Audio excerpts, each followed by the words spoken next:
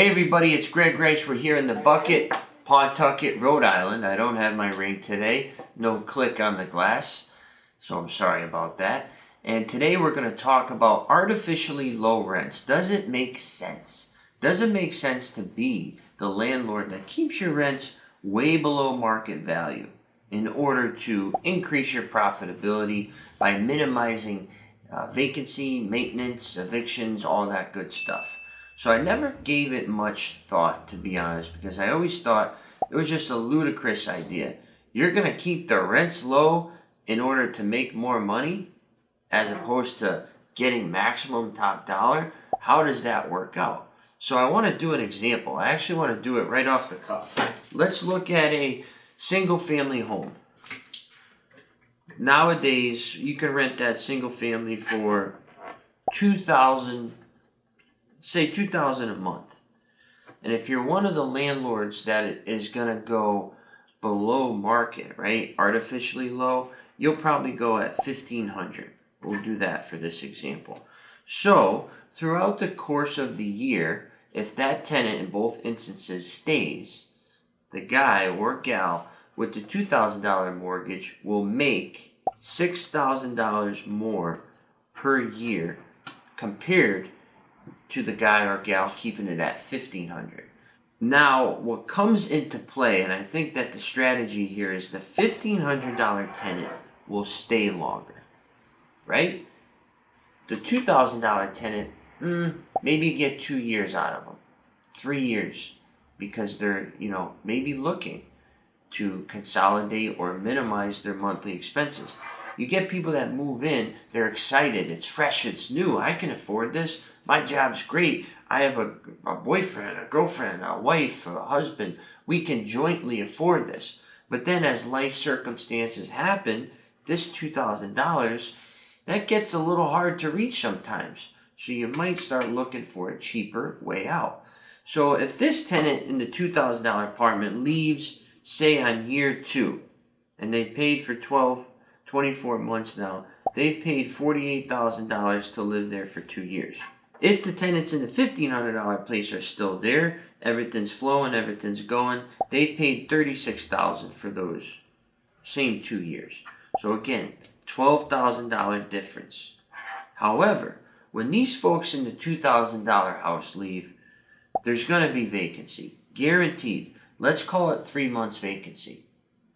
Between maintenance, getting the vendors in there, fixing it, cleaning it, and then advertising it, showing it, and then getting somebody to relocate in. So 3 months is lost. So $6,000 off the top, just in the lost rentable time. Then, we all know maintenance, turnovers, it's bound to happen. There's going to be something needed. And painting alone could be this number. But let's say another $6,000 for repairs. Now, we have to lease it. Oh, there's another month's rent, so $2,000. Now, Nexus would charge a half month's rent. But for this example, we're going by the industry averages of $2,000, or the first month's rent. So here we have $14,000 lost. And that's between the vacancy period from the tenant moving out to the new tenant moving in, the repairs needed, and the ultimate leasing fee to find and place that new tenant. All the while, the tenant over here paying $1,500 is cruising steady. And now, after 2 years, will be more profitable by $2,000 compared to the $2,000 high rent tenant. After 2 years, the high rent, you make $34,000. After 2 years with the low rent, you make $36,000. So that's that cross-section point. So if you're considering doing this, which I kind of am now that I see it out on paper, 2 years is the point. But what happens is, if the low tenant moves out in a year and a half, or you got to evict them, then this is completely trash because you just lost thousands of dollars. So you need to consider, what is your goal? Is it that monthly cash in my pocket, I need it now, I need it today? Or is it long term? Pay down my balance of my mortgage. Give me free equity. Okay, give me peace of mind. I don't want to worry about vacancy or eviction or, struggling for you to pay the rent. Just pay low rent and don't bother me.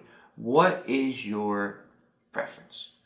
Now my preference, because I'm young, willing, able-bodied, I work here, I maximize rents. But I also maximize conditions. You can look, all my apartments, I do as best and as top-notch as possible.